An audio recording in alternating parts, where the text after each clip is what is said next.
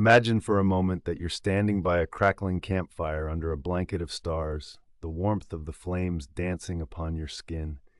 It's a scene that invites us to share stories, connecting us across time and space. Storytelling at its core isn't just a skill, it's a kind of magic, a spell we cast to weave connections and inspire change. To truly understand this magic, let's step into the world of storytelling as though we're stepping into a pair of well-worn shoes. Imagine the soft leather molding to your feet, each stride comfortable and confident.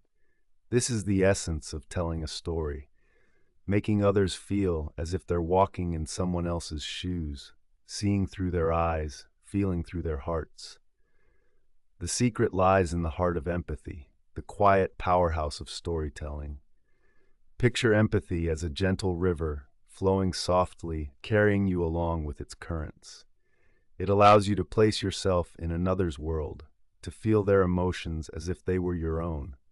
It's the difference between recounting a series of events and drawing your listener into a world alive with color, sound, and sensation.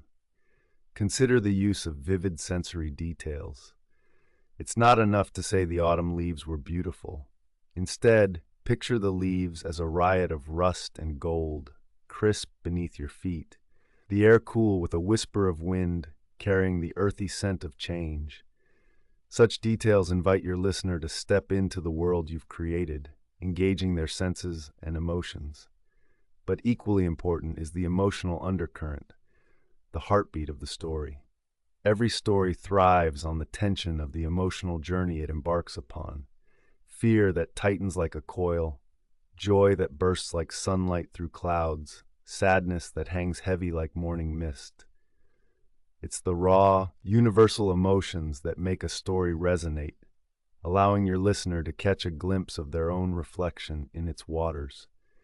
Imagine standing in front of your audience, whether it's a room full of eager faces or a single friend over a cup of coffee.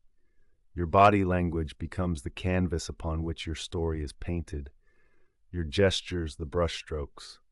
A slight lean forward, an open posture, a genuine smile.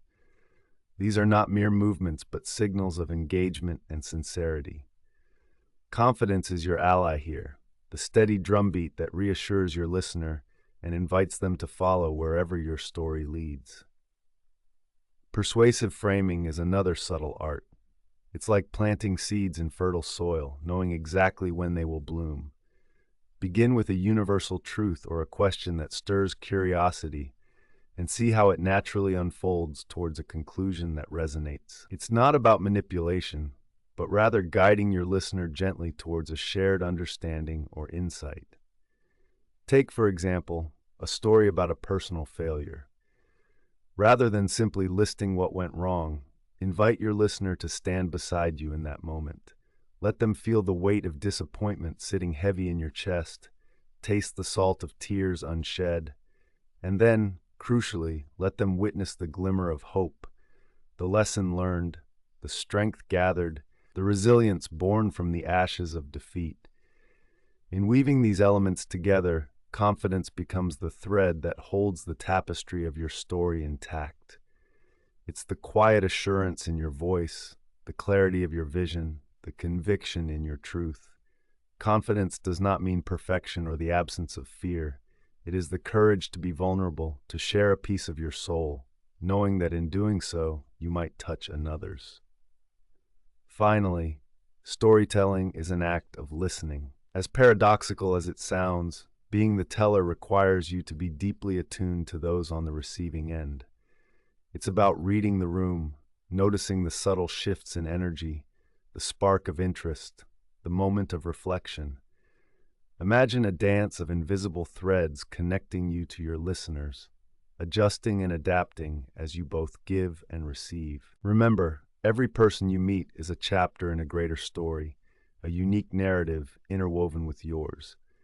The true art of storytelling lies in honoring these connections, in recognizing that each time you share a story, you offer a part of yourself, while simultaneously inviting others to join you on this journey of discovery. As we draw to a soft close, consider this. The most powerful stories are not those that end with the final words spoken. They linger like the scent of a beloved perfume, like a melody that hums quietly in the background of your mind. Carry with you the knowledge that your stories, your words, have the power to inspire, to heal, to transform. Each tale you tell is a gift, an invitation, a connection. And that, my friends, is the real secret to effective storytelling.